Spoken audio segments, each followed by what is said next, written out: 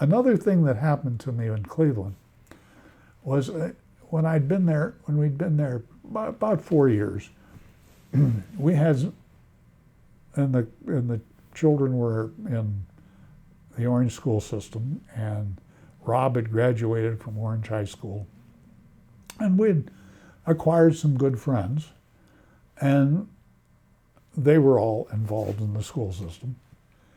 And the ladies from the PTA, through the wife of the guy that was my best friend, and the couple that were our best friends in Cleveland, came to me and she said, "David, we want you to run for the school board." And I said, "Now, why in the world would I want to run for the school board?" They said, "Well, we know you've had a political background, so you understand politics and campaigning, and we want you to get on the school board and fire the superintendent." And I said, "Well, now, why would they want to get the superintendent fired?" And they said, "Well, it has become apparent to us that he has a little too much fondness for alcohol and a little too much fondness for the communications lady." I said, "Okay." And so I ran for the school board. And there were 5 candidates for 3 places. 2 of the candidates were incumbents. 2 of the non-incumbent candidates were people that had lived in the Orange School District all their lives, and me. And I got out and campaigned like you wouldn't believe. And, at the Orange School District, they were kind of reticent to really jump into politics in a big way. But I got literature printed. I was campaigning at the football games when they had parents' nights at the grade schools and the junior high and the high school. I was out handing out my literature, shaking hands. And the result was that one of the incumbents was reelected. Another lawyer who was not an incumbent but was really connected to the Jewish community. And at the Orange School District, we had 40%, in the Orange schools, there was 40% Jewish, 40% Christian, and 20%, you name it, we had it. It was wonderful. I mean, just great diversity. And, but David was very connected, and he won. And I beat one of the other incumbents by 43 votes. Wow.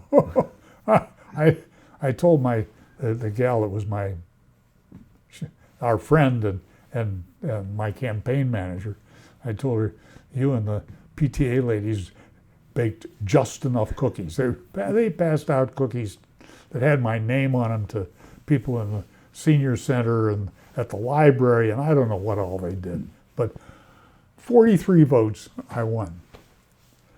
And then right after I got on this, right after the election, before I was actually on the school board, they had the holiday concert. And so I went to the holiday concert. I just wanted to see what do the Orange schools present as a holiday concert. You know, it's clearly not a Christmas concert. I got there and I sat there and they sang a Christmas song, then they sang a Hanukkah song. Then they sang a Christmas song, then they sang a Hanukkah. Back and forth and back and forth. I went, wait a minute. The establishment of 2 religions is just as bad as the establishment of 1. And I made it known that I was not pleased, and I was going to rewrite the policy on the selection of musical and written literature at the school so that we wouldn't have an establishment of religion. I am told that the music department went nuts because they were certain that I was going to write a policy that would have them singing nothing but Frosty the Snowman. The policy I wrote and the policy that was adopted said all written and musical literature shall be selected for its artistic and pedagogical value and not to promote a religion. They could sing the Messiah and it'd be just fine. And the most surprising thing that happened as a result of that policy, there were 2 Jewish members of the school board, my friend David and one other that was not an incumbent in that election. They said they were so delighted with that policy because they're going to stop singing Hanukkah songs. They said the Jewish religion has got a lot of wonderful musical literature, just not Hanukkah. Yeah, you got the dreidel. What else? So it is surprising how these things can work out. And then I think before I was sworn in, there was a flyer. I started getting flyers from the Ohio School Board Association promoting their programs to educate members of the school boards. And I got one that was about school board superintendent relations. It was sometime in mid-January, right after I was going to be sworn in. So I signed up, and it was held over in a high school clear over on the west side of Cleveland. And I go over there, and it was an evening thing, I don't know, maybe 6 o'clock to 9 o'clock or 7 to 9. It was something like that. And they got to the part about firing a superintendent. And I'm sitting there with a name badge that's got my name and the orange schools on it. And I'm putting my hand up like crazy, asking all kinds of questions, really technical questions, about how to fire a superintendent. At that point, I had not appreciated how tight-knit the school community is.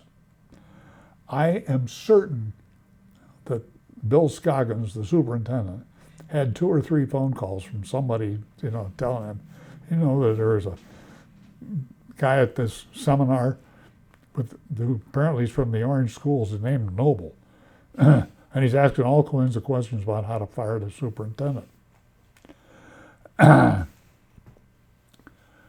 One of the other members, there was a rumor in the Orange School District that there was a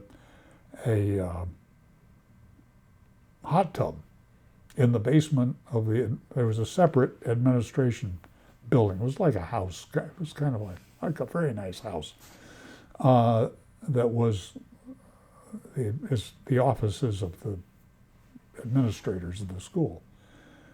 So one of the other school board members and I told the facilities guy, take us down the basement. And he kind of looked at us like, oh shit. So down the basement we went. And there was not a hot tub. There was, however, a steam room. And what looked like weights and a big bench for lifting weights.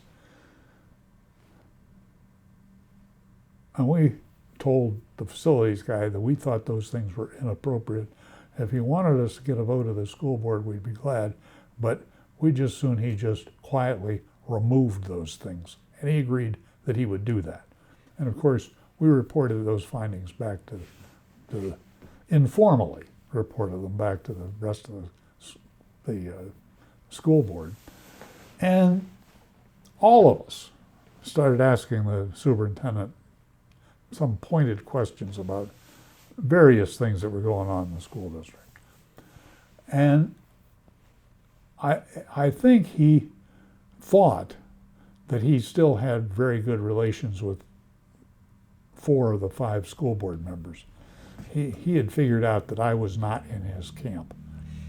And he tried the old preemptive resignation routine, thinking that 4 of the school board members would beg him to stay. That didn't happen. We collectively thanked him for his service, and we're very pleased that he had decided to resign, and we got busy finding ourselves another superintendent. The other incident that happened during my tenure on the Orange School Board was we had a magnificent French teacher named Madame Hazelton. She taught Elizabeth French for, I don't know, 4 or 5 years. In July of 1996, July of 1996, TWA Flight 800 exploded and crashed off Long Island. Our French teacher was taking her daughter to Paris for a college graduation present. They were on that airplane. And that became the local news item for Cleveland arising out of that tragedy. At that point, I was president of the school board. We had neither a superintendent nor a high school principal, because the ones we had resigned for whatever and had gone off on their way. We had others coming in August. Replacements were coming in August. But at the moment, we had no administrators, so the president of the school board became Lucky Pierre and had to, the TV trucks showed up and all that kind of stuff. And I had to be the spokesperson. And then we had a memorial service before school started at the school. And I had to lead the memorial service. The most tragic thing I've ever been involved in. I started off by saying, on a trip of joy and celebration to the city of love and light, Madame Hazelton fell out of our lives. It's a wonderful sentence. Terrible. Terrible tragedy. Terrible tragedy. But that's one of the things I'll just never forget from my days of being on the Orange School Board. It was a real joy to serve on that school board. And it was an incredible school district. We sent 95% of our kids to college. At one point, and we had 13 AP courses. And if you wanted to be the valedictorian of the Orange High School, you needed to take all 13 AP courses. And at one point, the people at the Princeton testing service called up our curriculum guy, and he said, you people need to lower the standards for people to take your AP courses, because the success rate on the AP tests is much too high. And he said, I'm sorry, but I don't know how we can do that, because if you are a student at Orange High School, you are entitled to take any AP course you want, even if you're a freshman. So there's no way we can lower the standards, because there are no standards. And my son Matt, when he was, I think, in the 6th grade, one of his friends, one of the kids in his class, was a Sikh. And Sikh men never cut their hair. And this boy wore his hair back and in a small bun right on the back of his head that was covered with a little piece of nylon stocking. I was. It was a very neat arrangement.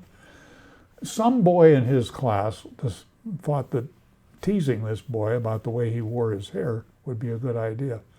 And Matt reported the other boys said, "We don't do that here." And it was a very tolerant atmosphere, a place where people of different. Oh, when Matt graduated from high school, I was I was president of the school board again, and I had the people in the guidance department check on the national heritage of the members of this class, and it was a very small class. It was like 138 kids. We usually had close to 200. And in this little class of 238 kids, there were students who either themselves or their parents were born in 16 foreign countries. Wow.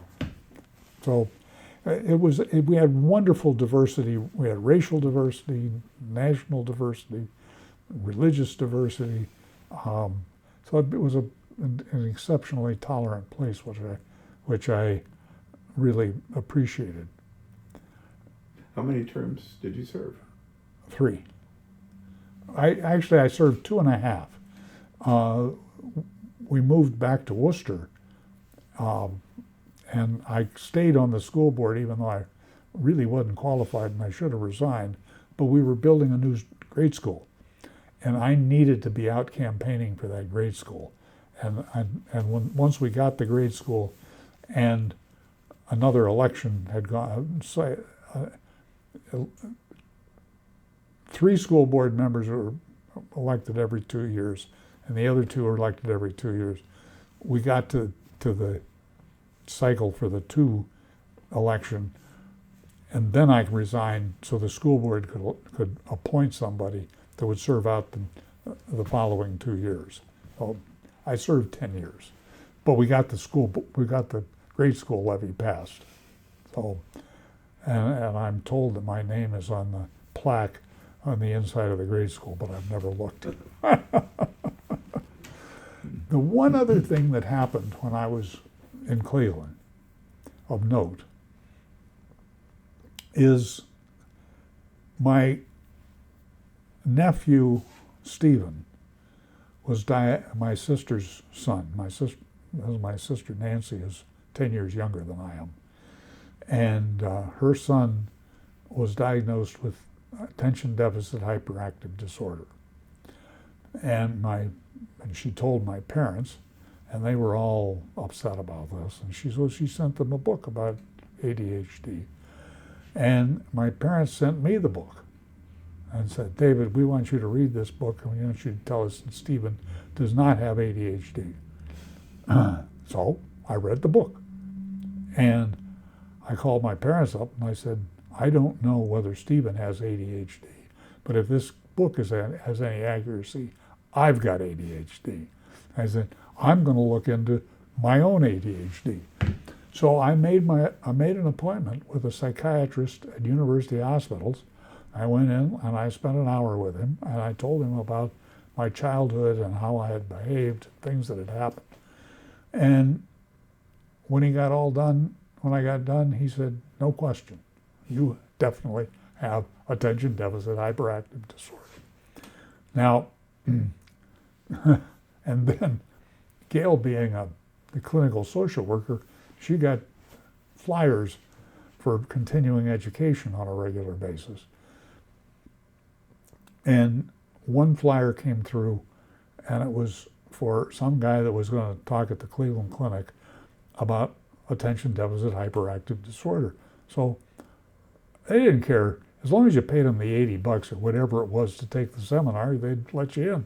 So I paid the money and went to the seminar and spent a day listening to this guy talk to the audience about how to treat people like me. And at one point, he said one of the very best career options for someone with ADHD is to be a sole practicing trial lawyer. And I went, nailed that one.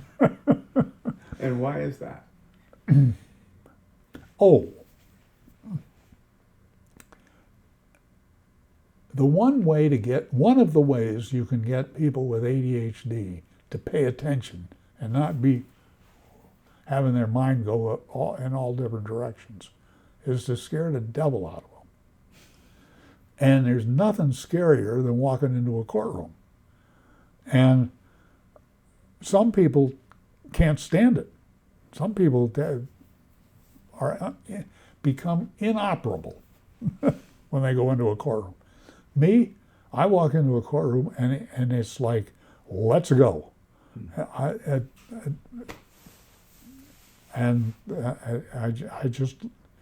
just loved it because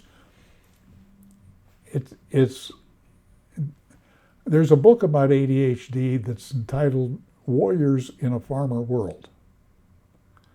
And ADHD people are automatically warriors.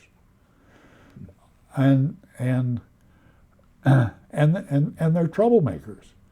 The designation was so helpful to me to understand my childhood, because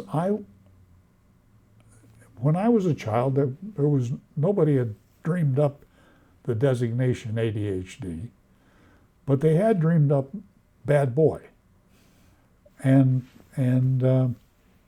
that I had a lot of trouble with my mother and with school because I was forever doing things that I wasn't supposed to do.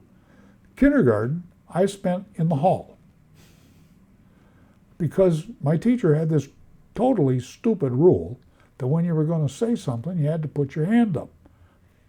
And when I had something to say, why, I just said it. And then I was put in the hall. One of my worst stunts was in third grade. I had a nice third grade teacher. I don't think she was very effective, but she was a nice lady. She was young and I think somewhat inexperienced. But anyway, she was okay. She was better than some of the others I'd had. But one day, I have no idea how this happened, but I found myself in the classroom all by myself, unsupervised. So I thought it'd be a fine idea to take a tack and put it on the teacher's chair, which I did. And she sat down when class gathered, and nothing happened. I'm going, oh? And then she stood up and went to the blackboard, and the tack was stuck in her fanny. Now, you want to see a third grade class lose control, try that. The class was just going crazy. Finally, somebody pointed out to her that she had a tack in her fanny, and she took it out. And there were several other boys who were also suspects. She never figured out which one of us did it. But I was on the list. So that's why going to a psychiatrist was so important to me, because it explained to me why I behaved the way I did. And it explained why in the 7th grade I started in debate. Because they had debate in 7th grade as an extracurricular activity in 7th grade. And I was on the debate team all the way through high school. But between 7th and 8th grades, I taught myself to type because I wanted to be able to type my quote cards for debate. Well, it's that typing skill that caused me to do so well in law school.